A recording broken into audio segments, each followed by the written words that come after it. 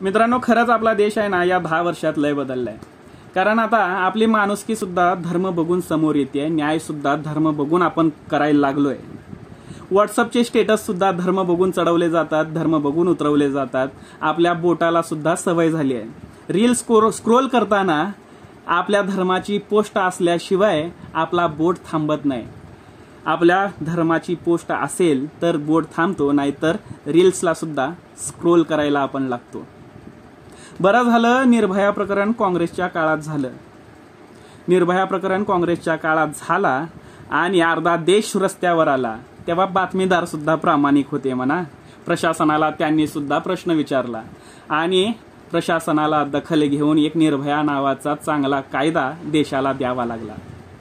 आता निर्भया झाला असता तर सर्वात आधी पीडिता आणि आरोपीचा धर्म पाहिला गेला असता.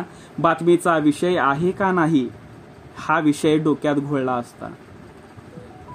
विशिष्ट धर्माचा, विशिष्ट जातीचा जर माणूस असला, चर्चेचा विषय असला तरच बातमीदारांनी ती बातमी घेतली असं म्हणता येईल आता. कारण प्रज्वल रेवन्नासारख्या माणसाची केस आता चालू आहे. त्याच्यावर 200 बलात्काराचे आरोप आहेत. 3000 व्हिडिओ त्याचे सापडलेत. तरी सुद्धा कोणत्याच प्राईम टाइमला चर्चा नाही. बातमीला कोणी हा विषय घेत नाही. बरं झालं. अजून मी त्या धर्मात बुडालो नाहीये.